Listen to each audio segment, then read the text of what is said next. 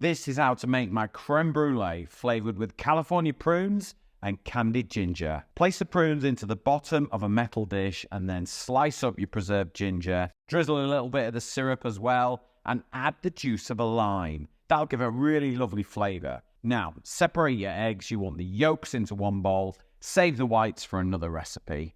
Whisk it all together with a little bit of vanilla, some sugar, and add your double cream.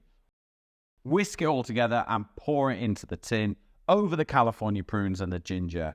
Put it on a tray and bake it in the oven 100 degrees for 90 minutes until firm in the centre. Once it's set, remove from the oven, cover in sugar and use a blowtorch to caramelise to get that lovely burnt sugar flavour on the top that will crisp up beautifully.